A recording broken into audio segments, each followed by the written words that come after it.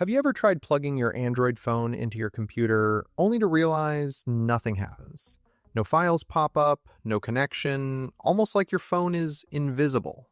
That's usually because one simple setting, USB debugging, is still hidden away on your phone. And unless you know exactly where to find it, you'll never get your device to talk properly to a computer. So let's fix that right now. By the end of this video, you'll not only have USB debugging turned on, but you'll also understand what it actually does and why it's tucked away in a secret menu. First, a little context. USB debugging is part of something called developer options.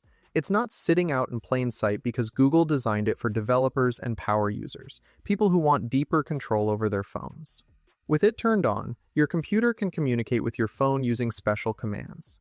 That means things like transferring big files, running advanced apps, or even controlling your device from the computer itself. But you don't need to be a developer to use it. Here's how to unlock it step by step. Grab your phone and open up your Settings app. Scroll all the way down until you see About Phone. Now, depending on your phone model, you might see different things in here, but the option we're looking for is called Build Number. On some devices, you'll need to tap Software Information first, and then you'll see Build Number. Now, tap on Build Number 7 times. Yes, 7. After a couple of taps, you'll see a little message pop up saying you're a few steps away from being a developer. Keep tapping until it finally says Developer Mode is enabled.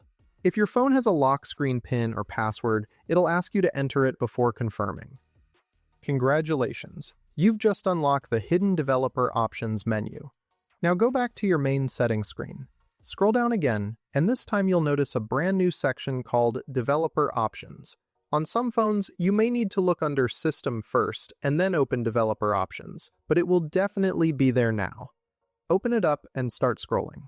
You'll see a ton of advanced settings, but don't let that scare you. Keep going until you reach the Debugging section. Right there, you'll see USB Debugging. Go ahead and toggle that switch on. When you do, a warning will pop up.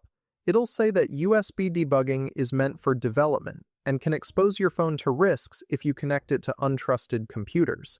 And that's true. This is why the feature is hidden in the first place. But as long as you only plug your phone into your own PC or a computer you trust, you're perfectly safe. Tap OK to confirm. That's it. USB debugging is now active. The next time you plug your phone into your computer, you'll probably see a prompt asking whether to allow USB debugging from that computer. If it's your own device and you don't want to be asked again, just check the box that says Always Allow. And here's a quick tip in case your phone still isn't recognized. Use a good quality USB cable, because cheap charging cables often don't support data transfer. Also, when you plug in your phone, pull down your notification shade and choose File Transfer instead of just charging. That simple step solves the problem for most people. So now you know. The reason your computer couldn't see your phone before wasn't because of bad luck. It was because USB debugging was hidden away. You've unlocked developer mode, flipped the switch, and now your device is ready for advanced connections, file transfers, and even more powerful tools like ADB commands if you ever want to go deeper.